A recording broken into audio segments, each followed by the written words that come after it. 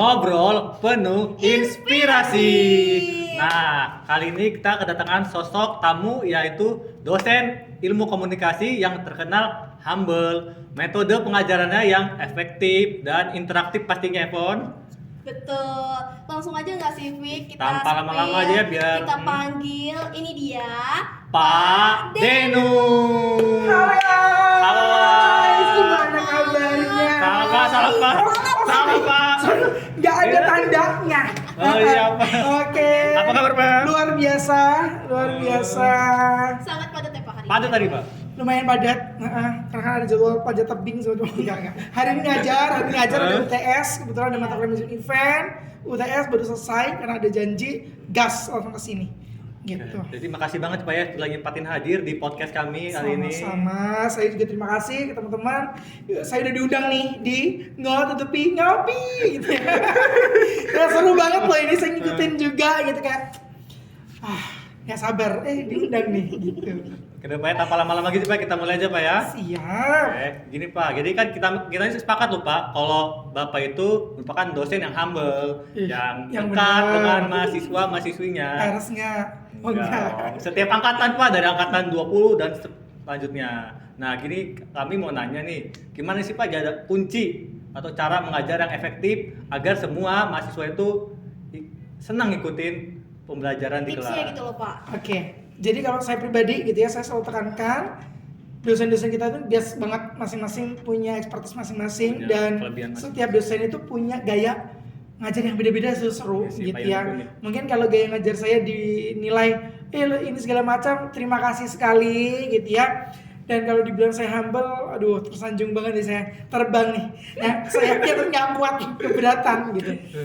Tipsnya sebenarnya saya juga masih banyak belajar gitu ya, dan banyak belajar sama dosen yang sudah senior juga. Terus kemarin waktu saya melanjutkan pendidikan, itu juga sempat ngobrol sama teman-teman di satu angkatan tentang fenomena yang sekarang lah, anak-anak Gen Z ini seperti apa sih, kalau cara ngajarnya begini nanti begini dan sebagainya. Akhirnya menemukan lah metode, kayaknya mereka tuh senengnya begini deh gitu cara ngajarnya, dan alhamdulillah berjalan, dan ya mereka juga saya rasa menikmati di kelas gitu, gak boring. Terus yang pasti mereka menanti kelas saya gitu, itu sih. Jadi tipsnya ya harus riset, banyak ngobrol, dan cari tahu nih permasalahannya seperti apa. Setiap di kelas Bapak itu kalau vonis ya Pak, setiap pertemuan tuh pasti ada aja gebrakan-gebrakan yang bikin ya ampun apalagi sih ya hari ini Pak Dino ya sih. Iya, kemarin aja kayak Fashion Week, Halloween, segala macam Iya Pak. kan, kayak jadi bikin belajar kita itu nggak bosan nggak gitu loh, dan boring. kita bisa berekspresi menjadi apapun yang memang ditentuin sama Pak Dino di setiap pertemuannya. Nah Pak, ini mau nanya nih Pak, kalau misalnya Bapak dihadapkan dengan mahasiswa-mahasiswa yang punya problem mungkin tersendiri lah di Introvert lah bahasa iya, betul. introvert gitu. Itu gimana sih cara Bapak Bisa, memancing iya. beliau untuk Aktif di kelas. aktif, ikut terus punya nimbrung. rasa percaya diri yang pertama ya Fik? Iya, betul. Gimana tuh Pak? Oke, karena kalau di kelas saya, apapun mata kuliahnya, saya selalu menekankan yang pertama, saya selalu sampaikan ini di kontrak perkuliahan gitu. Kalau di mata kuliah saya, teman-teman itu punya hak untuk menyampaikan pendapat dan jangan takut salah. Setuju. Karena nggak ada yang salah. Nanti kalau keliru kita benerin bareng-bareng kan gitu. Dari situ mereka ngerasa dikasih kepercayaan nih gitu.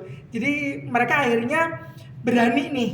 Nah, berani ini kan awal mula dari mental, itu keberanian itu sendiri gitu. Jadi itu salah satu poin yang saya terapkan di setiap kelas saya gitu, memberikan kesempatan dan ruang ke semua mahasiswa tanpa tebang pilih. Semuanya punya hak bersuara semua dan bisa mengekspresikan dirinya gitu. Jadi yang tadi introvert, setelah kelas saya kayaknya ekstrovert. banyak perubahan gitu sih. Mulai bersuara ya Pak? Bener. Pak, ini kayaknya udah mulai aus sih Pak. Boleh nggak kita minum dulu Pak?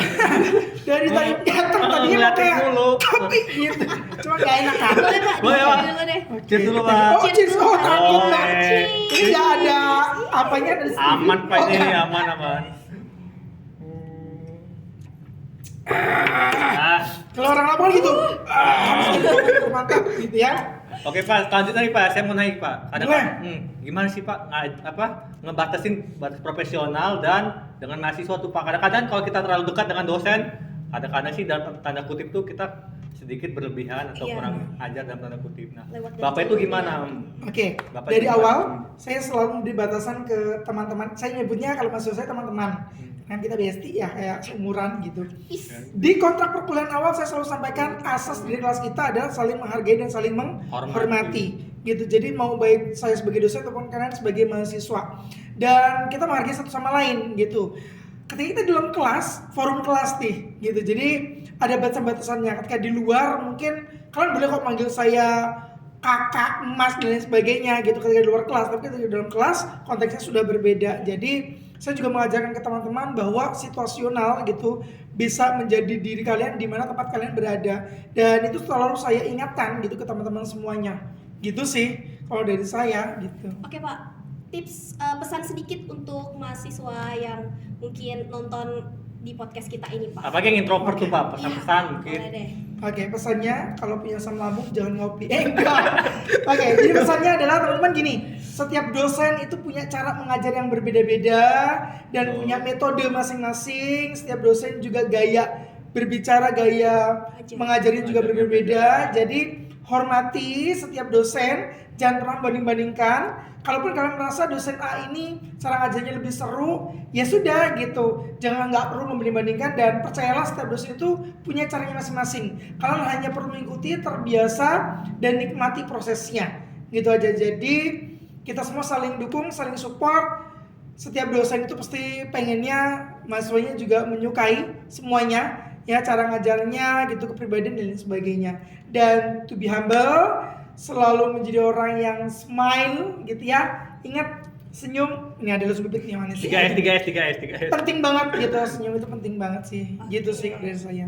Oke Pak, kita diakhiri dengan durasi sih Pak. Kita udah nggak bisa melanjutkan Ya, pertanyaan sedih lain. banget. Padahal Sebenarnya saya pengen banyak cerita gitu. Bisa nggak ada sesi khusus sama saya kayak sejam gitu? berarti di balik kamera ya Pak ya. Oh, nggak apa-apa, Terima kasih Pak. banyak segudang pertanyaan untuk Bapak nih Pak. Oke deh. Tapi gini, kalau nanti yang nonton ini pengen banget saya ada sejam bareng kalian, boleh komen ya. Boleh, di bawah. Iya kan? Komen, tapi jangan lupa sebelum komen apa? Like Dan subscribe. Ya, And share. loncengnya aktifin loncengnya. Gitu. Oke Oke deh. Pak, terima kasih Pak. Terima kasih Pak Denu telah menyempatkan waktu Sama-sama. udah hadir di podcast kita ini.